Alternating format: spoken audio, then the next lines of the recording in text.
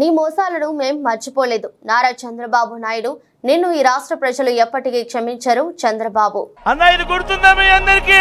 గుర్తుందా? కింద చంద్రబాబు సంతకం కనిపిస్తా ఉందా? 2014లో ముఖ్యమైన హామీలంటూ ప్రతి ఇంటికి పంపించాడు ఈ పాంఫ్లెట్.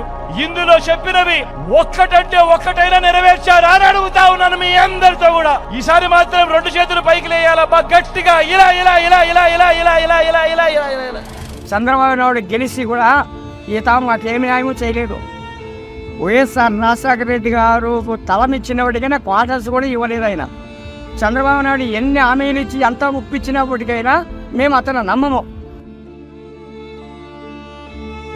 2014 చంద్రబాబు నాయుడు మహిళా సంఘాలకు రైతులకు బంగారు రుణాలు మాఫీ చేస్తారని, మీ బంగారు అక్కచెల్లెమ్మలో బంగారం మీ ఇంట్లోకి వస్తుందని చెప్పి, బాబు వస్తే జాబ్ వస్తుందని చేసింది ఏదీ లేదు. అంత మొదనష్టం కూడా లేడు. ఈ చంద్రబాబు నాయుడు అట్లా జున్నెక్కల వాళ్ళు ఎంతమంది వచ్చినా మేము అయితే ఓటేసేది లేదు, మేము అయితే కళ చూసేది లేదు. 2014లో చంద్రబాబు వదిలినటువంటి మేనిఫెస్టోని ఎన్నో హామీలు ఇచ్చినాడు కాబట్టి అతను నమ్మి ప్రజలు ఓట్లేయడం జరిగింది. ఆ మేనిఫెస్టోలో ఇచ్చిన వాగ్దానాలు ఒక్కటి కూడా పూర్తి చేయలేదు. పూర్తి చేయకపోగా మేము నమ్మి ఓటేసిందని మమ్మల్ని రోడ్లు పడేశాడు. చంద్రబాబు నీ మేనిఫెస్టో నమ్మే పరిస్థితిలో ప్రజలు లేరు, నీకు ఓటేసే పరిస్థితిలో మేము లేము, నిన్ను నమ్మే పరిస్థితిలో ప్రజలు లేరు. చంద్రబాబు నాయుడు చేసే మోసాలకి ఎవరు ఇక్కడ పడిపోయే వాళ్ళు లేరు.